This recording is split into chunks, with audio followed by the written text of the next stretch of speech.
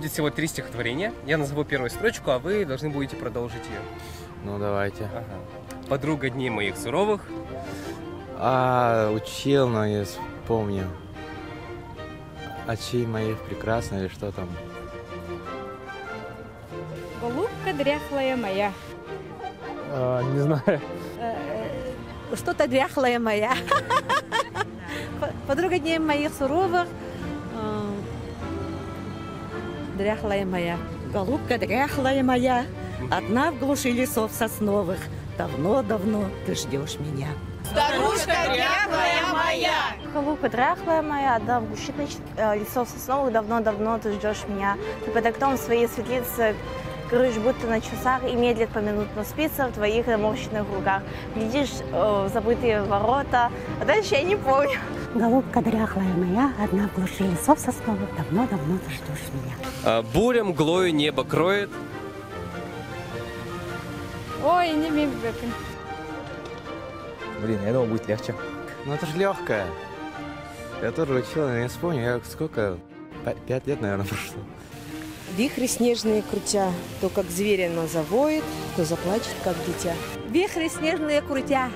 Вихри снежные крутя, то как зверь она завоет, то заплачет, как дитя. Вихри снежные крутят, то как волк она завоет, то как зверь она... Ой, забыл. То заплачет как. Да заплачет, да.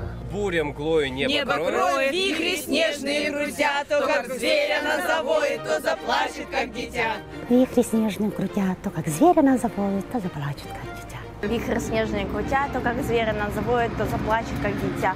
То по кровле обветшала, то солома зашумит, то как путник запоздалый к нам в окошко постучит. Наша ветхая лачушка и печальна, и темна. Что же ты, моя старушка, приумолкла у окна? Или буря забывания, ты, мой друг, утомлена, или дремлешь под журчанием своего веретена. Скажи-ка, дядя, ведь не даром? Москва, опаленная пожаром, французам. Что там было? Скажи-ка, дядя, ведь не даром? Земля французам отдана. Ну, короче, это такая, да. Скажи-ка, я ведь не даром. Земля, сожженная пожаром или что-то. Типа такого было, да?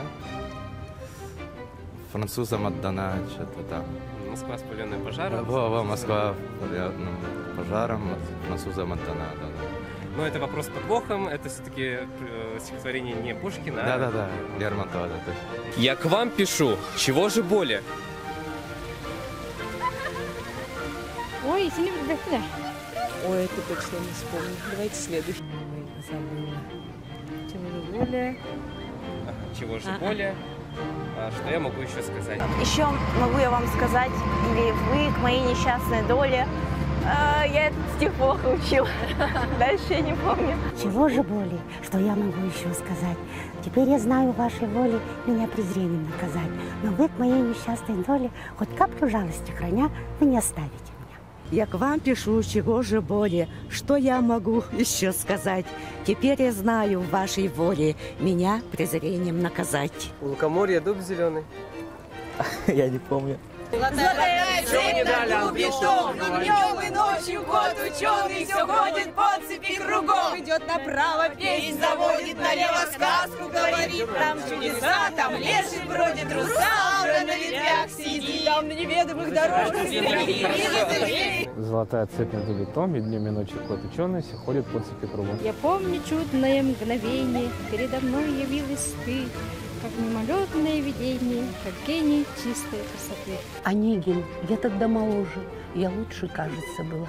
Я вас любила, но что же, что в сердце вашем я нашла? Какой ответ?